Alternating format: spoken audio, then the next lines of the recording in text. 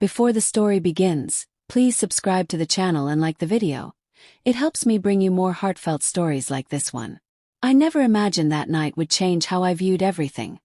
My job, my decisions, and especially the man I had worked alongside for more than a decade.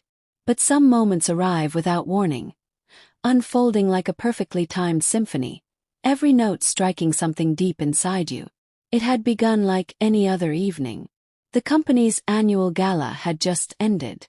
I could still hear the laughter of my coworkers echoing behind me as I stepped outside the rooftop venue, the city lights shimmering like tiny stars beyond the glass panels. I let out a quiet sigh, relieved to be away from the noise. My heels ached, a dull reminder of hours spent smiling, shaking hands, and pretending I enjoyed being the social version of myself. "Leaving already?" a familiar voice said behind me. Turn. It was Daniel Hart, the CEO. My boss for the past 13 years.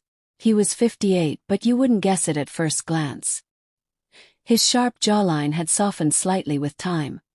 His hair touched with streaks of silver, but the calm, commanding presence he carried hadn't aged a day. In his signature tailored suit and relaxed stance, he looked exactly how you'd imagine the man behind a global empire to look. "Just getting some air," I replied, offering him a faint smile. "That was quite the event," he said, stepping beside me with his hands in his pockets. The usual formal edge in his voice had softened, perhaps by the night, perhaps by the wine. It was, though honestly, not really my thing. He chuckled. "Funny. I host it every year and I feel the same." "That's just business," I said, shrugging lightly. "You, on the other hand, actually seemed like you were enjoying yourself." He looked at me amused. "Maybe I've learned to fake it well." For a moment, silence settled between us. The kind that feels full, not empty, like the city had paused just for the two of us. No titles, no hierarchy, just people. Then he said something I didn't expect. "I'm not ready to go home yet. Would you join me for a drink?" I hesitated. It wasn't strange for us to speak outside work. Late-night calls, last-minute deadlines. We'd both lived in that world. But this felt personal. Still, I found myself nodding. Sure. Why not? The streets had quieted as we walked, leaving behind the glowing towers for a quieter part of the city. Tucked between two old buildings was a lounge I'd never noticed before. Cozy, dimly lit. The kind of place you come to when you don't want to be found. We slid into a corner booth. Daniel loosened his tie, a rare sight, and looked at me like he was really seeing me, not just his operations director. "You've been with the company a long time," he said, swirling the golden liquid in his glass. 13 years, I nodded. "Half of my adult life. Do you ever wonder, what if you'd chosen something else?"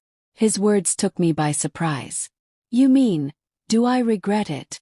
"Not regret, just curiosity. The road not taken." I looked down at my drink. "Sometimes.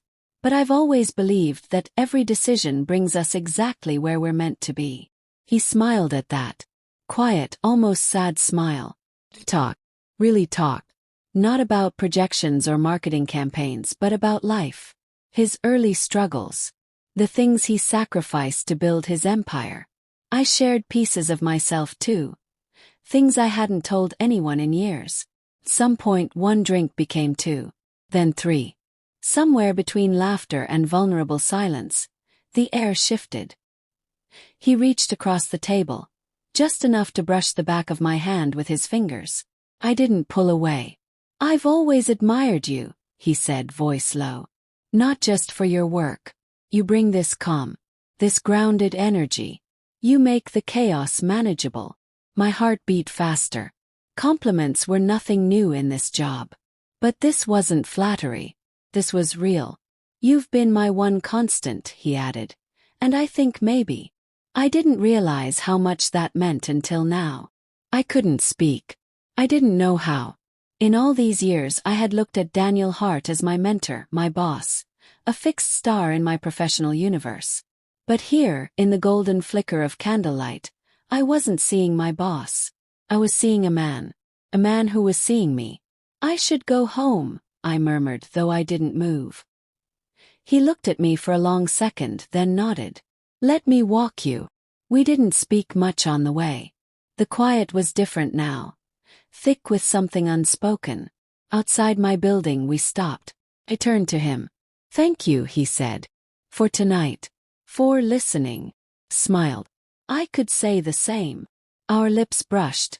Not a planned kiss, not even a bold one. But enough to feel everything shift. Pulled back. Good night, Daniel, I whispered before stepping inside, heart pounding. Something had changed. I knew it. And deep down I think he did too. I woke up before sunrise, the memory of the kiss still fresh. The way he'd looked at me like I wasn't just another cog in his well-oiled machine. I poured myself a coffee and told myself nothing had happened. Nothing could happen. Still, when I walked into the office I felt it. Like the walls had shifted. Like the space between us had been rewritten overnight. I saw him through the glass of his office. He was on a call, but his eyes found mine. A flicker of a smile. Barely there. But it was for me. By mid-afternoon I needed air. I stepped out onto the terrace. The sky was streaked with gray. The air sharp. You've been avoiding me, his voice said behind me. Turned startled. That's dramatic. He stepped closer, hands in pockets, expression unreadable. Is it? I didn't answer. Last night was different. I know. We shouldn't, I said quickly. It's complicated. You're my boss. There are boundaries. He nodded. I know what you're thinking. That it's risky. That it changes things. It does change things. He stepped closer. I don't care about rules right now. You should. He smiled softly. You've built your whole life around being careful. But tell me, in that moment last night, did it feel wrong? I didn't answer. Because it hadn't. His hand brushed mine again. Just barely. But it was enough. We ended up leaving the office together again. This time by unspoken agreement. No planning. Just two people who had stopped pretending.